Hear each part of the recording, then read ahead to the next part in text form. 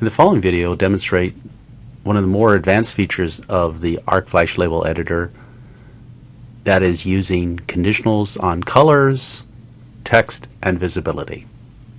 First of all, let's get into Designer by selecting the design,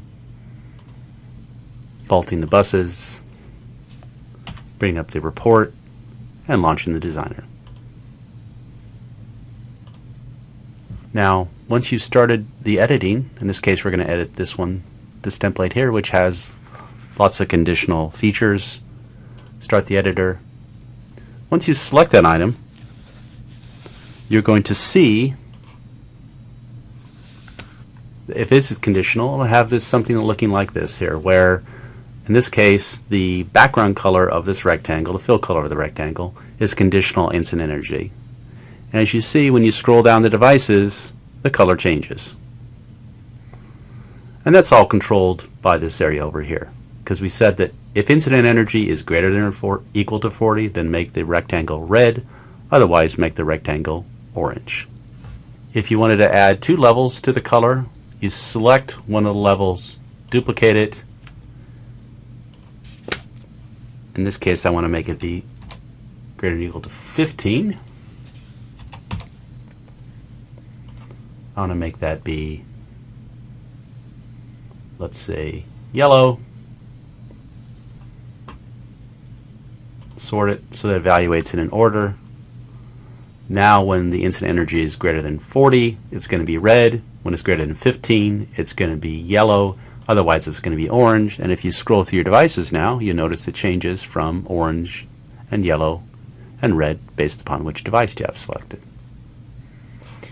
If you change your mind about this extra level, all you have to do is select it and remove it. And if you want to make the color be unconditional, all you have to do is do that. And then now it's always going to be red, no matter what the incident energy is. And again, you can undo our last change, and here we are back where it started. The other option you have on the comparison is to change the comparison to be less than or equal.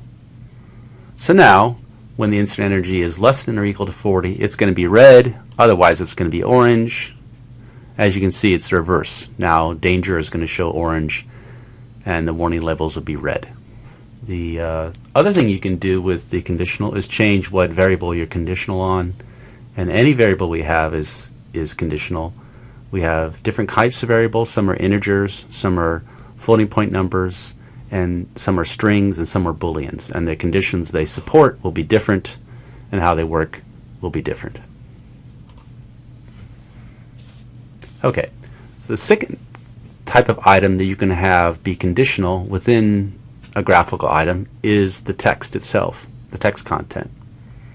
And there's 2 graphical items that have text content. One is the actual text item and the other one is the QR code. And both these allow the text content to be conditional. So for example, in this case, we're already making the text on the title block either say danger or warning. And it's danger, again, if incident energy is greater than 40, and it's warning otherwise.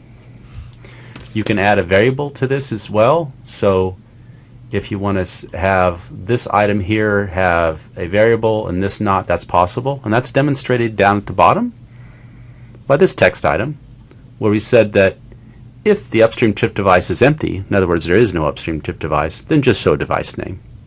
Otherwise, if it's not empty, then show device name with some text describing fed by, as well as the upstream chip device. And that's because we don't want this extra text to be here on the right visible if there's no upstream chip device. And you can see that by scrolling through the devices and how the actual thing changes. Again, you have control on your comparison here, and this is a string variable, so you can say not equals equals, whether the string variable contains another string, is it empty in this case, or to start with another kind of string. And again, you can make it unconditional as well, so it only shows device name. The third kind of conditionality that we support is visibility on the item itself. What that means is that if the visibility is false, then it's going to show nothing about that graphical item. It won't show the graphical item at all. That sometimes happens already because certain items, like text items and QR codes, if there is no text content, then they disappear all by themselves. So for example, at the bottom of the graphical list is a label comment. But as you can see, it's currently grayed out in the graphical list. And that the gray value indicates that it's currently invisible. If we put some comments in there, it turns some gray. Sorry, I misspelled that.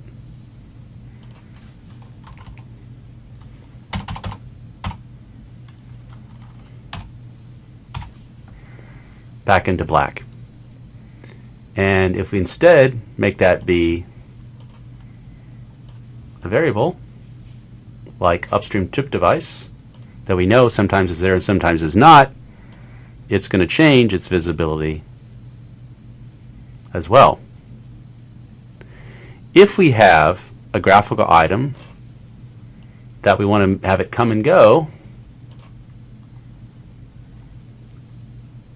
based upon a condition that's not supported, like text, then we again can use visibility. So for example here, if we wanted to have the warning be one kind of icon and danger here be a different kind of icon, the way we would do that is define two icons right on top of each other, and one would show when it's danger and one would show it's warning.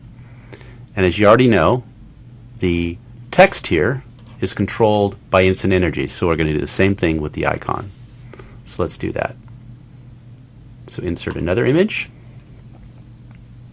In this case, we want the icon to be danger.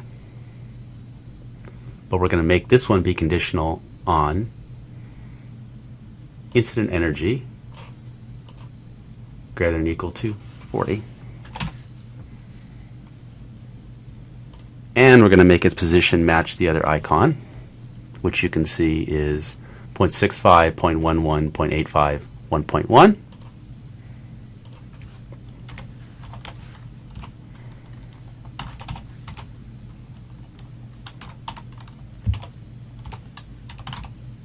Now they're right on top of each other.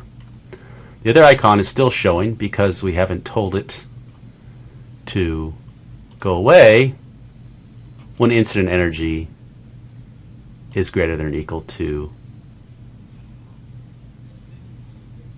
40. The way we do that, we say if incident energy is less than 40, then we want it visible. So now between the two icons we have here and here, their conditions are the opposite of each other, and only one would be visible at a time. And let's actually put them right on top of each other. So we'll move it be backwards. Now they're literally right next to each other. And as you see, when we scroll through the different instant energies, the icon changes, just like the text is changing. But in this case, we're controlling the icon on visibility. Now we're done with our edits.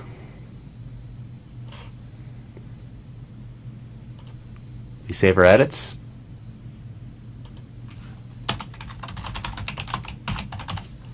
Here. Sorry, I forgot to change the title.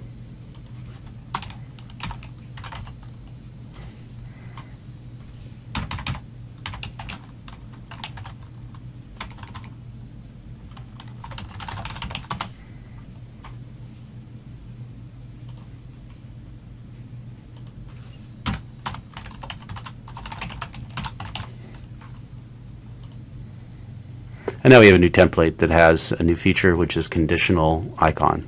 As you can see, it shows up here, and the old one does not do that. We go to the print, and we select the new one, and you can see it's all working properly.